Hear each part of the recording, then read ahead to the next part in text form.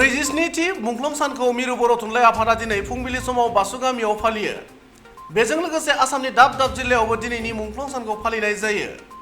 बेबादिनो सालबारि जिल्ला बर' थुनलाइ आफादा सालबारि महकुमानि सावदुरबिथा आन्चलिक बर' जिरायखुलियाव सानसेनि हाबाफारिजों खुंफुङो।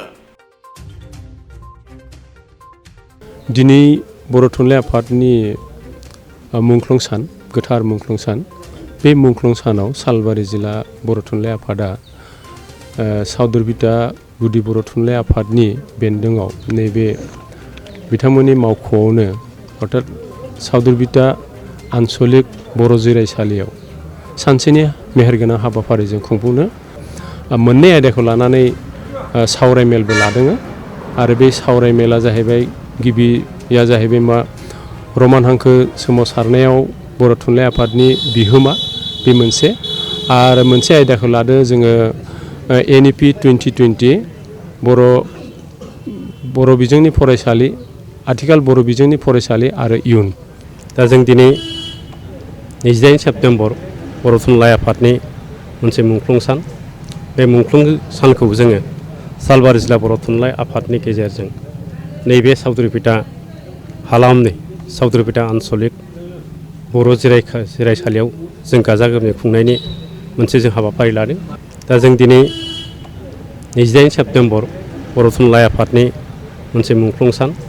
बे मुंख्लं सानखौ जोङो सालबारि जिल्ला बर' थुनलाइ आफादनि गेजेरजों नैबे सावदुरबिथा हालामनि सावदुरबिथा आन्चलिक बर' जिरायसालियाव जों गाजा गोमजायै खुंनायनि मोनसे जों हाबाफारि लादों आरो बे हाबाफारि लानायनि गुबै जाहोनानो जाबाय जे मुंख्लं सान होननानै बुङोब्ला गोबां जोंनि फरायसाफ्रा दिनैसिमबो मानि मुंख्लं सान मानो बेखौ फालिनाय जायो बेखौ दिनै रोखायै मोनथिजोबा। दा बेखौ नोजोर बोनानैनो जाहाथे जोंनि फरायसाफोरा बे फारसे गियान मोनो आरो फारसेथिं इयुनाव बिथांमोनानो जिहेतु हारिनि साफा दैदेनगिरि जाहैगोन आरो बै समाव बिथांमोना रोखायै मिथियाबा बे आस'खान्दा जाहैगोन होननानै जों सान्दों। दा बेखायनो जों दिनै एवारनेस हिसाबै बेखौ जोङो गाजा गोमजायै खुंनायनि मोनसे हाबाफारिखौ लादों आरो बे हाबाफारियाव जोंनि बे सावदुरबिथा ओनसोलनि गासै रायजो राजा इन्टेलेक्सुवेल आरो फरायसाफोरा बाहागो लाफैदों। बे जोंनि थाखाय जोबोद गोजोनथाव बाथ्रा।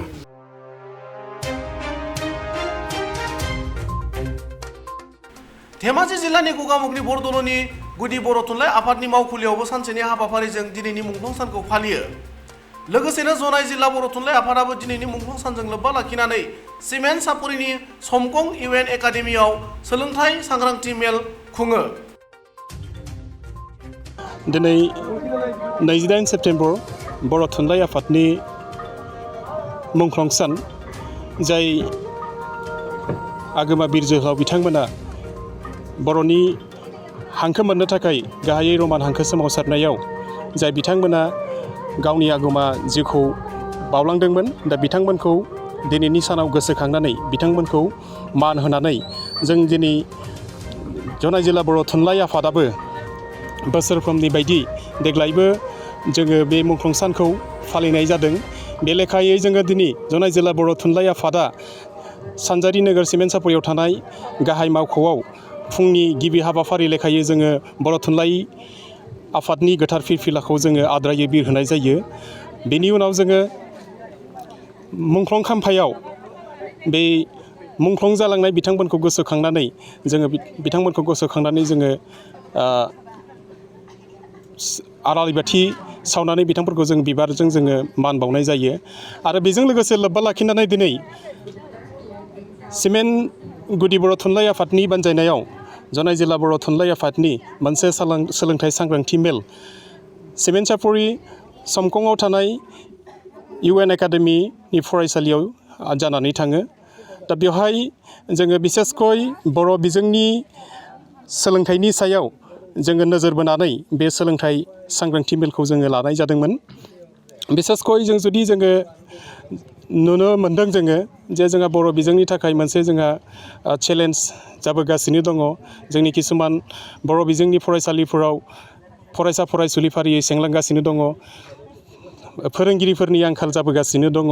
दा बेफोरबायदि जेंना किसुमान समस्याफोरनि गेजेराव जोङो फैबाय थानाय जिथुनिखि गोदान सोलोंथाइ बिथांखि बेहाय जोङो माबायदिहाय जोंनि बर' बिजोंखौ जोङो लांफानो हागोन बेफोरबायदि गोबां खोथाखौ जोङो सावरायनो थाखाय बेजों लोगोसे जोंनि जिथुनिखि समाजनि माखासे जिथुनिखि सोलोंथायाव गोहोम खोख्लैनाय माखासे जेंनाफोर बेफोरखौ जोङो दिनैनि बे सोलोंथाइ सांग्रांथि मेलनि दारै बेफोरखौ जोङो माबायदियै जोङो सोलायनो हायो सुस्रांनो हायो बेफोरखौ जोङो नोजोर बोनानै जोङो आलासि हिसाबै जोङो हांख्रायनानै लाबोदोंमोन। बिथांमोनखौ जोङो दिनैनि बे सोलोंथाइ सांग्रांथि मेलाव बिथांमोनखौ जोङो बिबुंथि लाखिनो होदोंमोन आरो बेहाय जोङो साबायखर बावनांगोन। बेहाय समखं हालांनि रायजो राजाफ्रा दिनैनि बे मुंख्लं लोगोसे लोब्बा लाखिनानै जिथुनिखि जनाय जिल्ला बर' थुनलाइ आफादनि सोलोंथाइ सांग्रांथि मेल बेहाय दिनैनि बे बोथोरखौ गरमखौ नेवसिनानैबो गरमखौ गरम होननानै साना लाफानो बाहागो लाफैनायनि थाखाय बिथांमोनखौ साबायखर जोङो जनाय जिल्ला बर' थुनलाइ आफादनिफ्राय जोङो बावनाय जादों। बेजों लोगोसे बे दिनैनि बे सोलोंथाइ सांग्रांथि मेलखौ जाफुंसार होनायाव जोंखौ हेफाजाब होनाय जोंनि जनाय जिल्ला बर' थुनलाइ आफादनि सिङाव थानाय जा सिमेन्टगुदि बर' थुनलाइ आफादनि बिबानगिरि बिथांमोना जेरैबायदि हेफाजाब होबाय बेजों लोगोसे खौसेथि बर' सुबुं आफादनि मानगोनां बिबानगिरि बिथांमोना जेरैबायदि हेफाजाब होबाय बिथांमोननि हेफाजाबनि थाखाय दिनैनि बे 28 सेप्तेम्बर बर' थुनलाइ आफादनि मुंख्लं सानजों लोगोसे जनाय जिल्ला बर' थुनलाइ आफादनि जा सोलोंथाइ सांग्रांथि मेल बियो मोजां जाफुंसार जानानै थांबाय।